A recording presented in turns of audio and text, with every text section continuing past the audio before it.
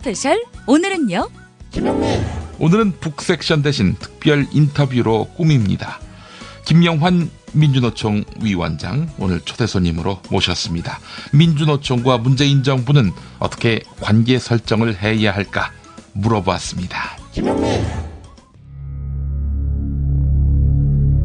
최저임금 인상이 자영업자들에게는 재앙이라는 말까지 나오고 있습니다. 최저임금의 급격한 인상으로 여러 분야의 주름살이 깊어지고 있는데 패션쇼가 다가오는데도 인건비 부담 때문에 디자이너 혼자서 밤을 새우는 경우가 허다하다고 합니다. 올해부터 최저임금이 인상되자 여기저기서 한숨 소리부터 터져나오고 있습니다. 자영업자들은 현실을 모르고 하는 소리라면서 답답함을 드러냈습니다. 우리도 알바 쓰고 싶죠. 인건비 감당을 못하는 거죠. 영세 자영업자 가운데 폐업자는 지난해 91만 명 정도로 1년 새 15% 늘었습니다. 올해는 100만 명을 넘어설 것으로 보입니다. 주인도 종업원도 모두 거리로 내몰리고 있습니다. 네, 한꺼번에 많이 오른 최저임금 논란 속에 문재인 정부의 고위 인사들이 실태 파악을 위해 현장을 찾기 시작했습니다. 어김없이 쓴소리가 나왔습니다. 전국이 최저임금 무력화를 위한 불법 편법 꼼수를 중단하라, 이런 목소리로 들끓었습니다. 바로 민주노총 노동자들의 목소리였는데요.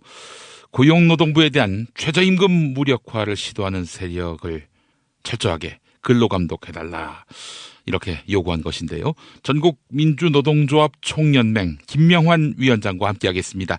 김명환 위원장님. 네, 안녕하세요. 민주노총 위원장 김명환입니다. 반갑습니다. 예, 언제 선출되셨죠? 지난해 12월 29일 저녁 때 당선증을 받았습니다. 아, 그러시군요. 한 달 지났는데 어떠셨습니까? 민주노총에 대한 기대와 또 여러 가지 해야 될 일들이 많이 남아있어서 그런지 1월 한 달이 정말 한 1년치 일을 하듯이 이렇게 압축해서 많은 일정과 일들이 있어서요. 예. 그래도 무사히 또 지난 정기대 의원대까지 해서 잘 치러냈습니다. 예. 김영환 위원장님이 이제 전면에 나서서 최저임금 무력화를 위한 불법, 편법, 꼼수를 중단하라, 이런 투쟁에 나서셨는데, 사실 조선일보의 지면을 보면은 정말 최저임금 인상에 대해서 이렇게까지 흠집을 낼 수 있는가. 사실 한 달이 지나지도 않았는데, 급여일이 지나지도 않았는데 1월 2일부터 이렇게 집중적으로 패대기를 쳤는데 심상치 않다라는 생각이 들었는데, 전국적으로 불법, 편법 꼼수가 이어지고 있는 모양이죠? 그렇습니다. 지금 사업장들에서는 이른바 이제 이 조중동의 보수 언론의 분위기를 타고서 예. 급식비가 없어진다든지 어느 날 갑자기 교통비가 없어졌다든지 하는 가장 기초적인 밥 먹고 움직이는 것이 사라지면서 그것을 이런 최저임금범위에 산입시켜내는 그런 불법, 탈법 행위들이 좀 횡행하고 있고, 예. 그것이 마치 지금의 조중동이 말하는 것, 언론이 맞는 것이냐, 이렇게 또 사용자 측들이 됨으로 인해서 최저임금 우리 노동자들에게는 더 많은 고통을 주고 있고요. 예. 그리고 또 이런 언론 보도로 인해서 마치 최저임금을 받는 노동자들이 나라를 망하게 하는 사람들인 양 이렇게 몰아가면서 죄인시 이렇게 만들어버리는 거에서 저희들은 정말 예. 개탄하지 않을 수 없습니다. 진보 언론을 통해서 보도된 내용이긴 합니다만은 여러 지표나 여러 사례를 보면은 이 최저임금 인상 때문에 물가가 오른다든지 기업 경영이 어려워진다든지 확실한 증표는 없는 것 같은데. 없습니다. 예. 도리어 전체적인 경기 활성화나 내수 활성화에서 큰 보탬이 되는 거는 물론이고요. 예. 그리고 고용과 관련해서도 이미 객관적 지표는 고용의 감소나 이런 데서 99% 영향을 주지 않는다라고 하는 얘기는 거의 영향을 주지 않는다라고 하는 건데, 예. 마치 그것이 지금의 기계화가 돼서나 자동화가 돼서 일자리가 이루어지는 것과 무리하게 등치시키면서 최저임금으로 인해서 일자리가 없어진다, 이런 식으로 지금 호도하고 있는 상황입니다. 참 이 나쁜 언론들 또 이런 분위기에 편승해서 노동자들에 대한 정당한 노동의 대가를 지급하지 않으려는 자들, 참 정말 치를 떨지 않을 수가 없는데 말이죠. 어떻습니까? 김명환 위원장님이나 민주노총이 파악하기로는 이런 사례들이 많습니까?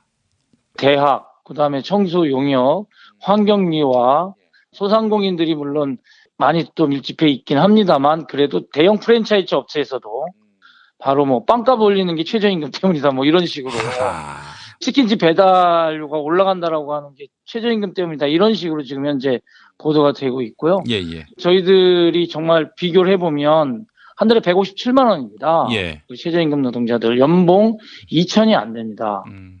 그런데 공기업의 임원들, 수장들 다들 아시겠지만 연봉이 거의 2억에 가깝습니다. 예. 10배가 넘어갑니다. 음. 그리고 또한 민간 대기업 CEO들 그 연말에 인센티브 받고 다 합치면 거의 20억 가까이 연봉을 받는 사람들이 허다한데 예. 100배가 넘는 돈을 받으면서 과연 우리 최저임금 노동자들보다 그런 사람들이 10배, 100배 과연 사회적 기여를 하고 땀을 흘렸는지 정말 다시 한번 되묻지 않을 수 없습니다. 예. 현장도 이러하고요. 현장 밖에서 최저임금 인상에 대해서 문제 제기하는 이런 세력들을 보면은 그 중심에 조선일보가 있는데 조선일보 노동조합이 임금 5%를 올려달라 이렇게 사측에 요구했다고 하는데 조선일보 노동자들의 2013년 기준으로 평균 임금을 보니까 6,500만 원대예요. 평균이 6,500이면 많이 받는 분 거의 1억 정도 받는 거죠. 근데 그런 조선일보 노동자들이 쓴 기사를 보면은 지금 이 1,800만 원 정도 되는 이런 평균 임금의 연봉치 이게 안 된다라고 하고 있으니 그러니까 거의 그 알바 노동자들의 1년치 버는 돈을 자신들의 임금 인상액 분만으로 네. 올려달라고 주장을 하는 사람들인 거죠. 정말 염치가 없는 거 아닌가 싶습니다. 아, 염치가 없다. 예, 알겠습니다. 자, 그럼 이제 앞으로 민주노총 어떻게 투쟁할 계획을 세워놓고 계십니까? 저희들은 첫 번째로는 최저임금 1,000원 올라서 나라를 망하는 것이 아니라 정말 나라가 망하는 것은 바로 이 엄청난 임대료 문제라든가 그리고 또한 대기업들에게만 혜택받는 카드 수수료라든가 아니면 골목 상권을 다 무너뜨리고 나서 그 자리에 들어앉은 대형 프랜차이즈 업체들이 30%에 가까운 수수료를 떠가는 바로 이러한 문제들이 더 소상공인들을 괴롭히고 그리고 또한 최저임금 노동자들에게는 이 문제를 마치 죄를 이쪽으로 덮어 씌우듯이 이렇게 하고 있는 것에 대해서 함께 저항해야 된다 이렇게 생각이 듭니다. 예. 그래서 민주노총은 바로 을과 을의 연대를 강화하겠다 해서 제가 다음 주에 민주노총은 중앙 차원에서 소상공인연합회와 간담회를 하고 함께 공동기자회견을 추진할 거고요. 예, 예. 전국에 있는 16개의 민주노총 산하 지역본부와 지역에 있는 소상공인연합들과 함께 이것을 똑같이 함께 병행해 나갈 계획입니다. 그리고 또한 이렇게 대기업, 재벌, 그리고 대형 프랜차이즈 업체가 임대료 수익을 낮추고 또한 수수료를 낮추고 카드 수수료도 다시 손보게 해야 되는 그러한 부분들에 대한 갑의 사회적 책임을 분명히 더 확실하게 해야 된다라고 하는 것이고 그것을 또 정부가 적극적으로 유도하고 가이드를 해야 되는 거 아닌가 이렇게 저희들은 판단하고 있습니다. 예, 제가 앞서서 이야기했던 수치가 정확하지 않아서 다시 말씀을 드리면 조선일보의 2013년 기준 노동조합원의 평균 연봉이 약 6,240만 원이고요. 그리고 올해 최저임금을 연봉으로 환산했을 경우 약 1,890만 원이다. 네, 이렇게 정의를 하겠습니다. 어쨌든 뭐 보더라도 올해 최저임금을 연봉으로 환산했을 때 2013년 조선일보 노조원들이 받은 평균 임금의 3분의 1밖에 안 돼요. 그렇습니다. 예. 그런데 최저임금 인상은 안 된다 이러고 있으니 참 한심하기 이를 데가 없는데 또 조선일보와 함께 최저임금 인상에 대해서 계속 딴죽을 거는 축이 바로 자유한국당 아니겠습니까? 그렇습니다. 자유한국당 의원들 자신들이 대선 후보였을 때는 최저임금만은 다 해야 된다고. 10,000원. 그리고 또한 지금 중도 보수 정당이라고 하는 새로 진행되는 당 이름도 제대로 잘 모르겠습니다. 바른미래당입니다. 예. 바른미래당 모두가 다 최저임금 10,000원과 관련해서 얘기를 했었습니다. 예.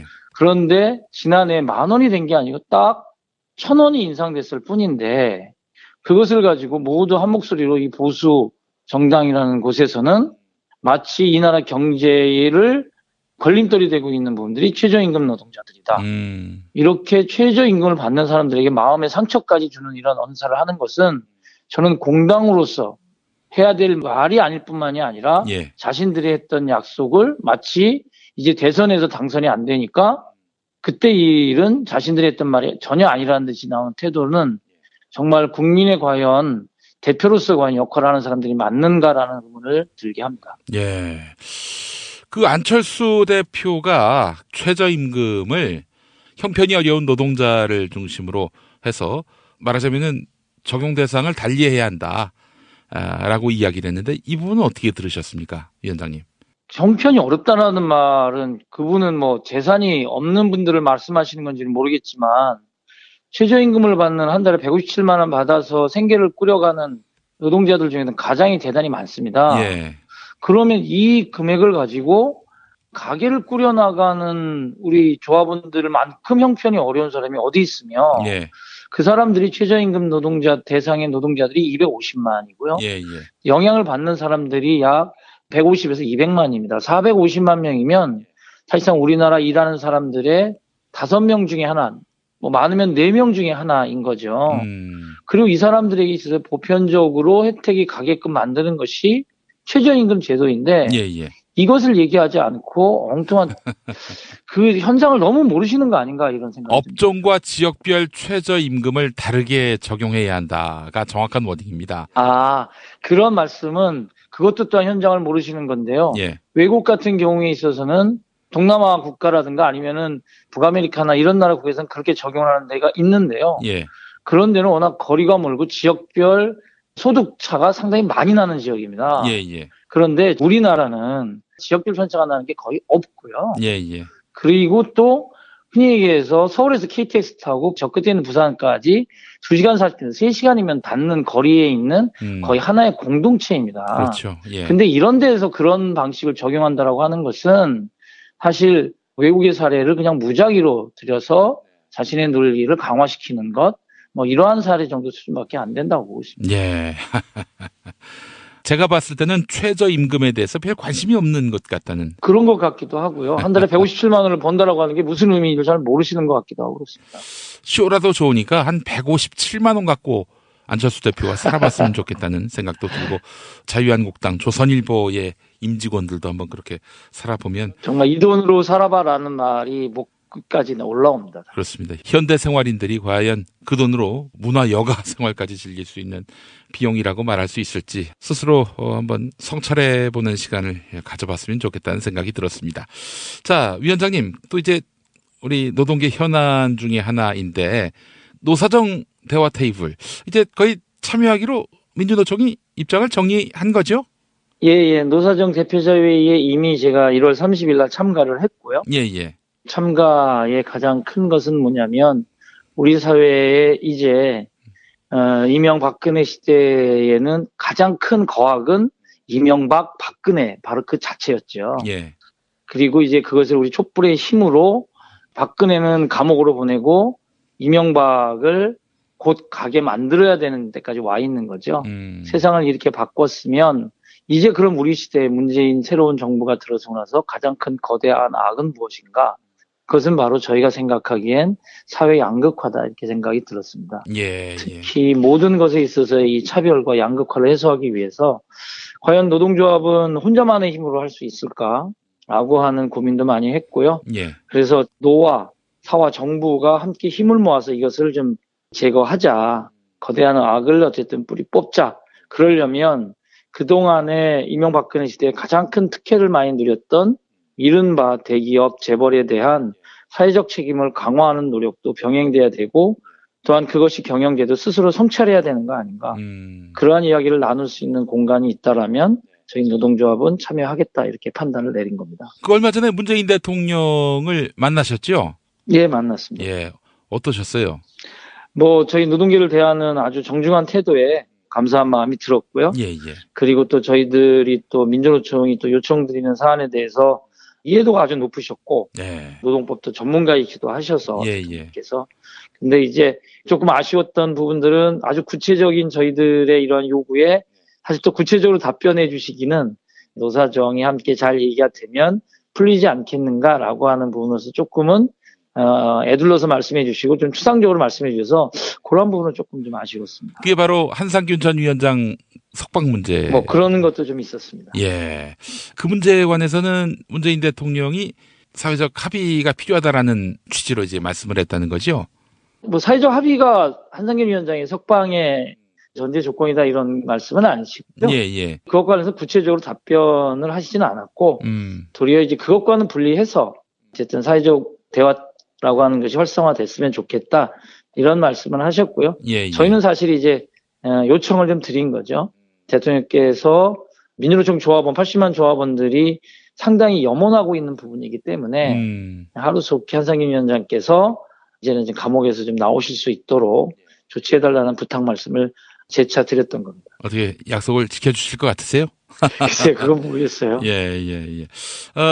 사실 문재인 대통령이 새정치민주연합 대표일 때 한상균 위원장 석방을 요구하는 그런 탄원 서명도 하지 않았습니까? 예, 그리고 뭐 한상균 위원장이 눈에 밟힌다 이런 말씀도 하셨기 때문에 또 그 심정으로야 저희도 그런 마음들이 지금도 계속 유지되고 있다라고 저희는 생각하고 있습니다. 다만 이제 또 대통령으로서 이러저러하게 많은 부분들을 고려하셔야 되기 때문에 예, 그렇게 확정적인 답변은 주지 못했다. 하지만 어쨌든 또 민주노총 우리 조합원들 그리고 노동자들의 이 정식 대표였었던 분이었기 때문에 여러 가지를 좀 고민하시면서 고심하시고 계시다라는 생각은 들었고요. 그래서 저희는 조금 더 한 반보 더 앞서 나가서 지금 대통령께서 좀 결단을 좀 해주시기를 또 부탁 말씀드렸던 거죠. 만약에 뭐 문 대통령 마음이야 뭐 당장이라도 석방하고 싶지만은 이게 잘 안 되면은 어떻게 민주노총이 투쟁에 나서는 겁니까? 저희들은 뭐 한상균 위원장님 석방을 위해서 뭐 여러 가지 국제적 여론에서 호소하고요.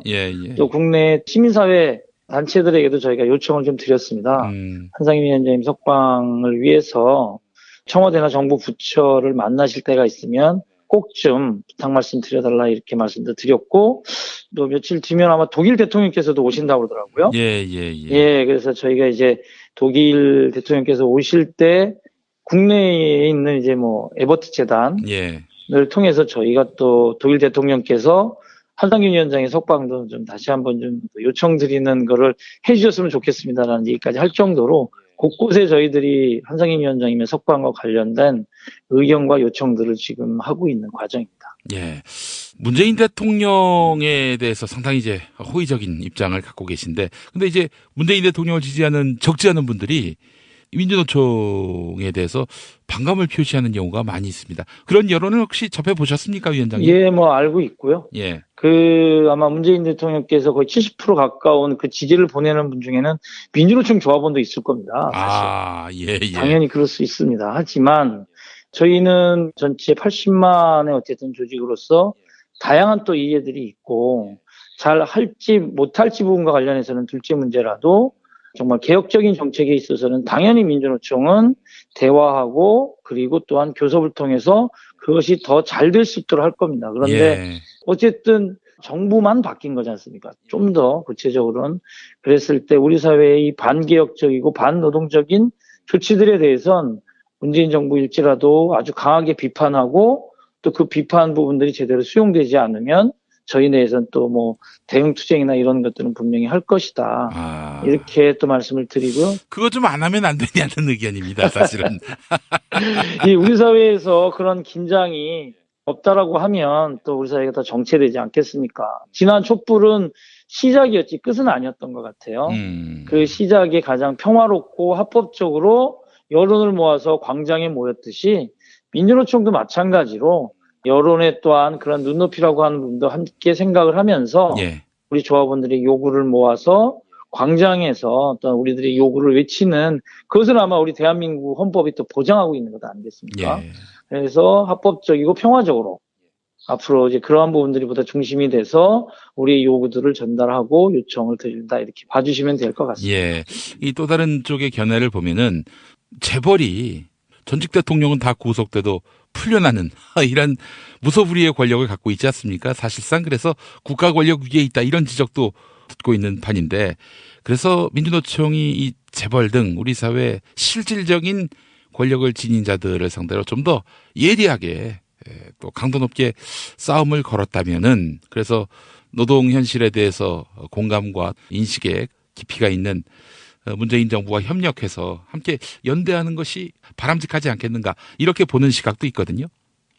저희가 문재인 정부와 함께 뭐 한 측면도 있지만 우리 스스로도 지금 재벌 대기업 집단 또는 재벌이라고 칭하고 있는 이 시스템이 사회 양극화의 가장 큰 수혜자이자 이것을 온전하려고 하는 그러한 완강한 집단 중에 가장 큰 세력이라고 저희는 보고 있습니다. 예. 따라서 재벌 개혁을 저희가 함께 동시병행 추진하지 않으면 이 양극화 문제를 해결할 수 없다 이렇게 저희들은 보고 있습니다. 예. 따라서 재벌의 사회적 책임, 특히나 그 중에서의 이른바 일감 몰아주기, 그리고 하청, 재하청의 기술 개발이나 이런 것에 수익을 내는 것을 가지고 재벌이 모두 가져가 버리는 것. 예. 그리고 더 나아가서 사실상 이 문어발 경영으로 골목 상권을 완전히 무너뜨리지 않습니까? 예. 이런 거에 대해서 저희들이 문제 제기하고 또한 노동조합들 투쟁을 할 때 나라에서는 이 재벌들에게 있어서의 강한 제재와 더불어서 재벌이 가장 잘하는 게 뭐냐면 부동산 시세 차익 남기는 겁니다. 예. 바로 이런 거에 대해서는 정말 강하게 세금이나 아니면 행정적 조치를 통해서 사실상의 그러한 것들을 했을 때 국가적인 제재, 여론의 제재가 세게 간다라고 하는 것에 대한 두려움을 줄 수 있도록 해야 된다라고 저희들은 보고 있습니다. 예. 그러한 과정이 아마 병행된다라면 재벌도 그리고 또 대기업 집단도 함께 자신들의 사회적 책임을 해서 이렇게 하겠다라고 하는 것을 내놓을 수 있지 않겠는가 생각이 듭니다. 예, 알겠습니다. 이재용 삼성전자 부회장이 풀려났습니다. 어떻게 보셨어요, 위원장님? 제가 회의가 끝나고 나서 그걸 봤는데요. 예. 할 말을 잃었습니다. 할 말을 잃었다. 아. 왜냐하면 버스 우리 노동자가 현금 몇백 원 가지고 수개월을 감옥을 살았어요. 그렇죠. 그렇지 않습니까? 예. 근데 수백억의 뇌물을 주고 그리고 또한 이른바 차명 계좌와 불법적인 이런 자금들을 조성을 하고 그것에서 거대한 혜택을 받은 예. 승계, 그것을 하게 만들어주는 과정들의 가장 핵심에 있었던 삼성, 그리고 박근혜 이렇게 됐는데 그 중에 한 사람을 정말 말도 안 되는 논리로 감옥에서 이제는 풀어줬다라고 하는 것이 우리 사회에 과연 정의가 있는가, 아직도 특히나 사법정의는 희망이 있는가라고 하는 정말 절망감을 많이 느꼈고요. 네. 다시 한번 추스려서 이것을 바로잡지 않으면 안 되겠다라고 하는 말이 좀 격해지는데, 예, 이 정말 뭐 분노에 더 나아가서 정말 재벌 개혁에 대안을 마련하지 않으면 안 되겠다라는 걸 다시 한번 느꼈습니다. 예. 국민의 분노는 우리 김명환 위원장님 그 이상입니다, 사실. 맞습니다. 삼성의 노동정의를 위해서 민주노총이 할 일은 없을까요? 삼성은 분명히 해야 됩니다. 두 가지입니다. 하나는 아직도 노동조합에 대한 부분들에 대해서 대단히 불온시하고 노동조합이 만들어지는 것에 대해서 운영에 대해서 그것을 무력화시키려고 하는 노력들이 아직도 삼성 계열사 포함해서 곳곳에 보이고 있습니다. 이것은 우리나라의 노동상권을 보장하고 있는 헌법 취지에 맞지 않습니다. 그래서 삼성은 반헌법적 기업이 될 것인가라고 하는 것을 스스로에게 물어야 되고요. 두 번째, 바로 반올림으로 대표되는 삼성이 가장 큰 수익을 내는 곳에서 가장 많은 노동자들이 사실상의 불치병을 얻고 있다라고 하는 이 극단적 모습을 삼성은 어떻게 해결할 것인지, 아니면 이것을 그대로 무시할 것인지를 분명히 입장을 내야 될 거라고 봅니다. 이것을 무시한다면 저희는 삼성을 반헌법적 기업으로 분명히 규정을 하고 우리는 정말 강하게 투쟁해 나갈 것입니다. 예, 민주노총이 이제 삼성에 선전포고를 하신 셈입니다. 자, 위원장님 이제 마무리할 시간인데 우리 애청자분들께 하지 못하신 말씀 몇 마디 부탁드리겠습니다. 네, 국민 여러분이 보내주시는 관심 또는 민주노총이 잘하라고 하는 격려, 비판 겸허히 수용하겠습니다. 그리고 민주노총이 또한 국민 여러분들께, 시청자 여러분들께 가까이 다가갈 수 있는 방안이 뭔 것이 있다라면 적극적으로 또 민주노총에 제안해 주시기 바랍니다. 민주노총은 이제 분열을 극복하고 바로 고립이 아니라 우리 국민이 함께 우리 사회에 대한 촛불의 사회 대개혁을 할 수 있는 그러한 장에 정말 적극적으로 나서서 사회 양극화 해소를 위해서 열심히 달려가겠습니다. 많은 관심을 부탁드리겠습니다. 예, 알겠습니다. 전국민주노동조합 총연맹 김명환 위원장님과 함께했습니다. 말씀 잘 들었습니다. 고맙습니다. 2018년 2월 10일 토요일 토요 스페셜로 함께한 김용민 브리핑 모두 마치겠습니다. 애청해 주신 여러분 감사합니다.